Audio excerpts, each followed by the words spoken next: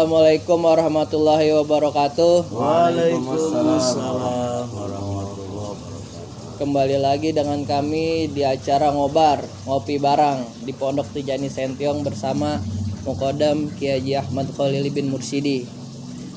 Kiai, jadi kami saat ini mau melanjutkan pertanyaan yang kemarin, Kiai, tentang adab berzikir, Kiai. Iya, sip. Kalau boleh tahu nih, Kiai, saya mau bertanya, apa artinya menggelar kain putih di waktu zikir wazifah dan halalah, Kiai? Iya. Jadi masalah menggelar kain putih di waktu zikir wazifah dan halalah. Jadi untuk menerima jawaban ini supaya bermanfaat, mari kita awali dengan selawat. Allahumma salli ala Sayyidina Muhammadin al-Fatih lima ughliqa wal khatimi lima sabaqa nasiril haqqi bil haqqi wal hadi ila siratikal mustaqim wa ala alihi haqqa qadrihi wa miqdarihil azim. Ya, obrolan kita dari pertanyaan Ruby mengenai menggelar kain putih di waktu berzikir wazifah dan halalah. Kalau seperti zikir lazim, ya memang tidak ada yang suka kita lihat baik di Indonesia atau di PES sendiri tempat saya di Nah itu di zawiyahnya gelar kain putih di waktu wazifah dan halalah. Kenapa?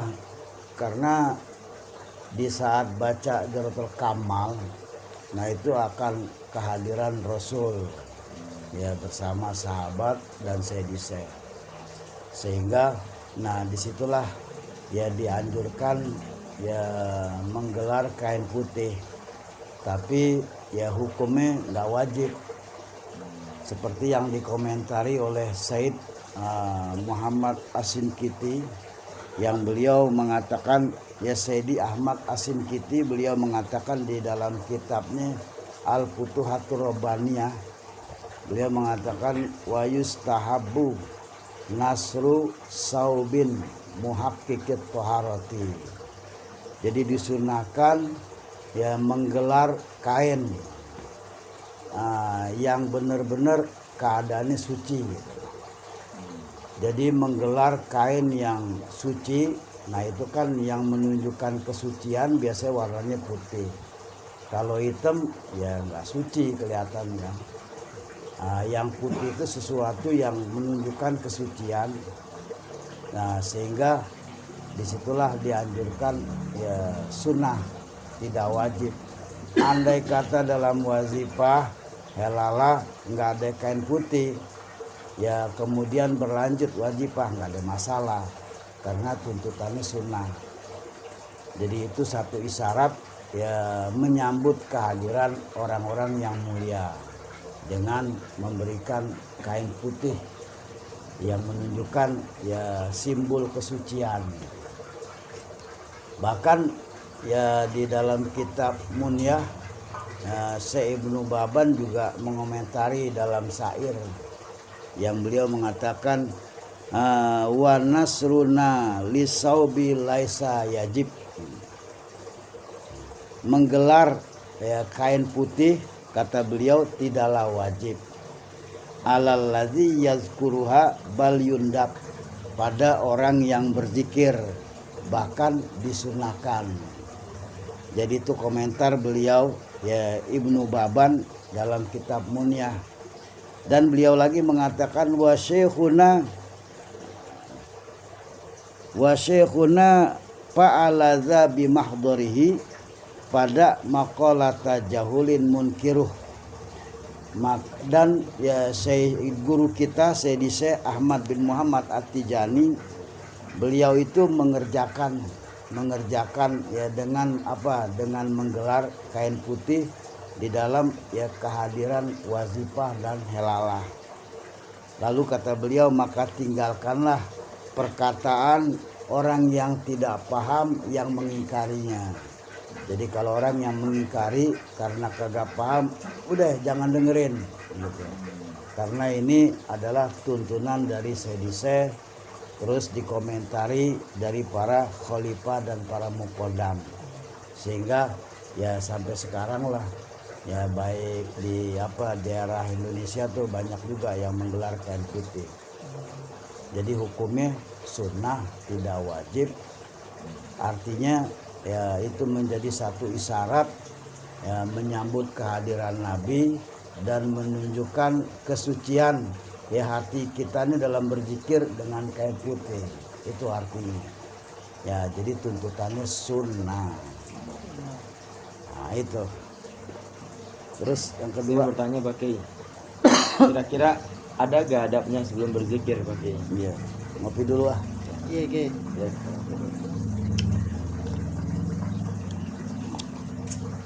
Alhamdulillah. Dalam berzikir ya adabnya, karena zikir itu termasuk ibadah. Jadi ibadah itu bukan dituntut dengan pekerjaan aja, tapi juga harus ada ya tata tertibnya, yang dibilang adab. Udah pasti ada ya, sholat, semua ibadah tuh ada adab-adab. Nah, sampai dalam zikir baik yang umum, khususnya dalam thariqat Tijani yang udah menjadi nilai hukum ya zikirnya yang sunnah menjadi wajib, apalagi. Jadi adab itu sangat dituntut, karena ya Nabi sendiri kan ya diutus oleh Allah untuk menyempurnakan adab gitu. Supaya ya jangan kita menjadi orang yang biadab kayak tenggelek, jadi orang yang beradab, masuk dalam ya Pancasila ya manusia yang beradab. Ya itu jadi pasti ada. Terus Ini Pak Kiai, Iya. tanya, boleh tahu adab dalam berzikir itu apa aja Pak Kiai? ya, jadi adab dalam berzikir, nah itu ada sebelum berzikir, ada di waktu berzikir, ada sesudah zikir. Kalau diurain semua urusannya ya sampai subuh. Enggak ada ya. Kesian Yudi disetrap. Enggak berani. Jadi diawali sebelum dulu. Nah itu disebutkan di dalam kitab Ar-Rimah ya, pengarangnya seorang muqaddam Syekh Umar Al-Futi. Beliau ya menerangkan dalam kitabnya masalah adab ya sebelum berzikir. Nah itu yang pertama beliau katakan, kalau kita ingin berzikir yang memang ya zikir kita ini udah wajib. Yang kedua, jangan sampai dalam zikir kita ini sia-sia. Kalau seperti sunnah ya sia-sia nggak ada masalah.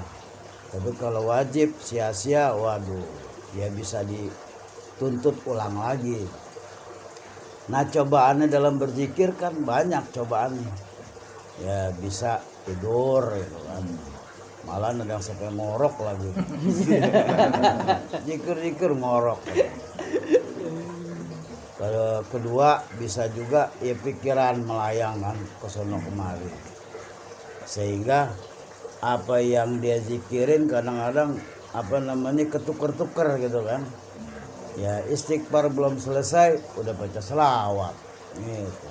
Selawat belum habis udah la ilaha illallah. Kadang-kadang belum selesai la ilaha illallah udah jatuh tasbihnya. Jadi ya pembinaan dari para muqaddam kepada ikhwan ya bukan sekedar memberikan zikir, tapi pembinaan rohani juga gitu. Supaya dalam berzikir bagaimana nih supaya semangat gitu. Sehingga adab-adabnya dianjurkan pertama ya kita ya bertobat. Tobat itu bukan dalam arti ucapan istighfar, kembali kepada Allah gitu kan.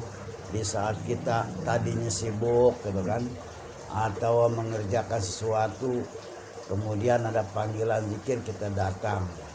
Nah di situ kan kita berarti kembali kepada Allah.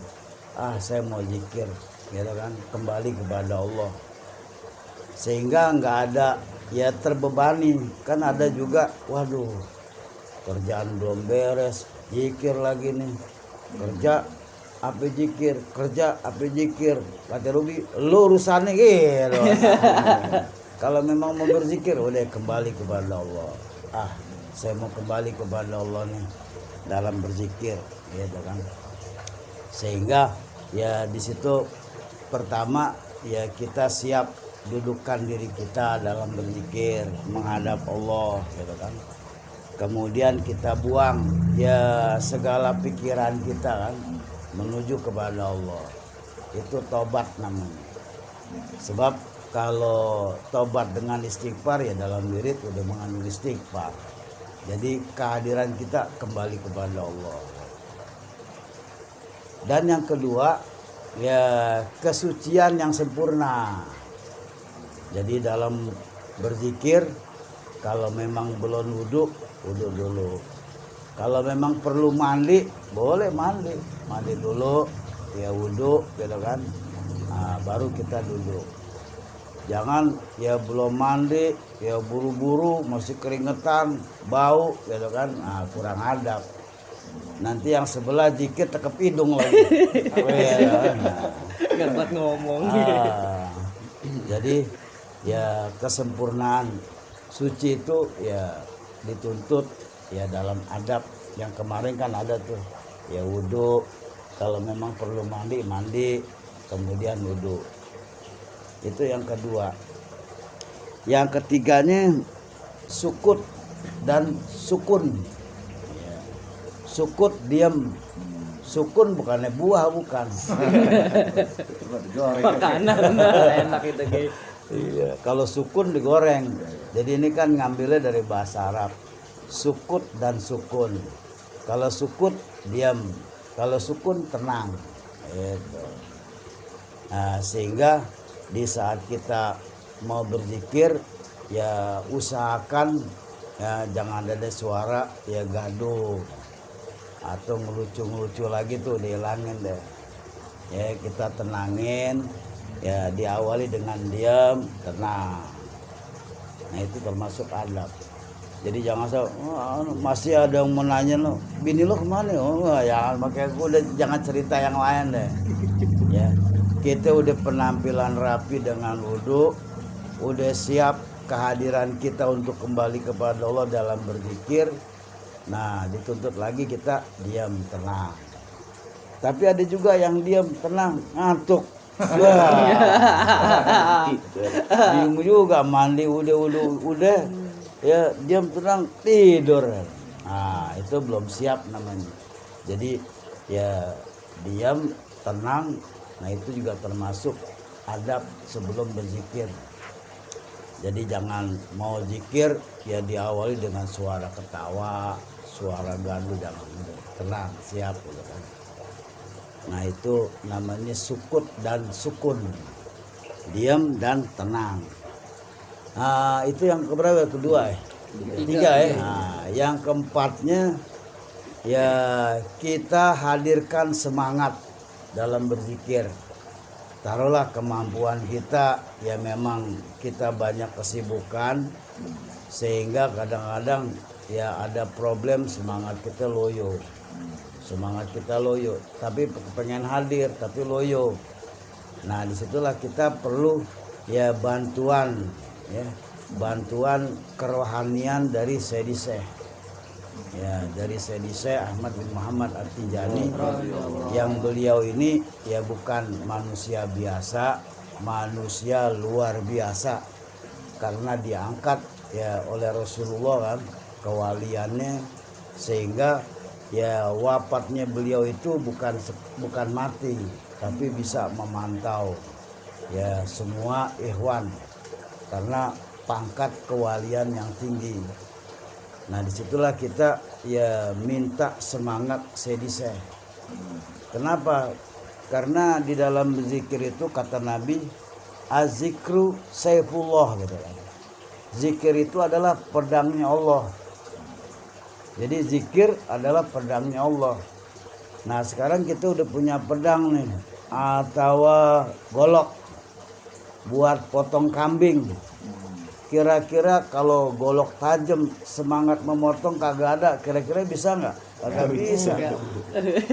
Kagak mas. Wah, semangat. Wah, baru bisa berhasil memotong. Nah, jadi disitulah pedangnya Allah dalam berzikir kita gunain dengan semangat gitu. Semangat sehingga bisa ya memotong segala keinginan kita dalam berzikir. Ya kepengen kaya, kepengen sakti harus potong tuh. Saya menuju berzikir karena Allah gitu. Jadi di situ kalau kita merasa wah ada kelemahan ya kita minta di hati kan. Bertawasul kepada Sayyidi ya Sayyidi ya berilah saya semangatmu dalam berzikir, semangatmu gitu. Semangat Sayyidi gitu. Jadi nanti otomatis tuh dalam berzikir wah lama-lama naik. Emang awalnya belum lama-lama wah naik gitu. Cuman kalau Odi kan belum semangat doang, akhirnya jatuh juga tidur. Di saat kita itu terus ya Sayyidi dah hati jangan ngomong, kita mengucapkannya zikir, beri semangat jangan sampai tidurnya terus gitu. Nah himmah Sayyidi perlu kita ambil dengan satu permohonan gitu kan. Ya Sayyidi bantulah kami nih untuk berzikir kepada Allah supaya semangat. Nah, terus yang kelima ya kita minta madat pertolongan Sayyidi. Jadi boleh kita minta madat Sayyidi, berarti kita madat ya apa dari Rasulullah. Kenapa? Karena Sayyidi ini adalah sebagai naib pengganti dari Rasulullah yang diberikan mandat gitu kan. Ya Syekh Ahmad ya ajarkanlah ya zikir ini kepada umatku gitu. Jadi kan mandat ya diberikan wirid lazim, wirid wazifah gitu. Nah, dan disuruh apa? Ya selamatkan umatku di akhir zaman supaya mereka nggak lalai ya dalam berzikir. Sebab kalau mengandalkan yang 5 waktu sholat nggak ditopang sama zikir, wah bisa belum beres nilainya. Sholat cuman gerakannya doang, ngelamunnya kemana-mana gitu. Tapi kalau ada zikir terbantu. Nah disitulah di saat kita berzikir ya selain kita minta semangat, minta madat sebisa gitu, pertolongan supaya bisa menyelesaikan semua wirid gitu. Nah, jadi kita minta madat sebisa berarti kita minta madat dari Rasulullah karena beliau adalah naik penggantinya gitu kan. Jadi dalam Thariqat Tijani nggak disalahkan. Itu bahasanya tawasul namanya, tawasul. Nah, inilah ya obrolan kita ya pada malam ini mengenai sambungan adab berzikir. Mudah-mudahan bermanfaat. Allahumma salli ala sayyidina Muhammadin al-Fatih lima ughliqa wal khatim lima sabaqa nasiril haqqi bil haqqi wal hadi ila siratikal mustaqim wa ala alihi haqqa qadrihi wa miqdarihil azim. Subhana rabbika rabbil izzati amma yasifun wa salamun alal mursalin walhamdulillahi rabbil alamin. Ya sekian dari ngobar kali ini bersama Muqaddam Kiai Ahmad Khalili. Jangan lupa subscribe, like, and share. Wassalamualaikum warahmatullahi wabarakatuh.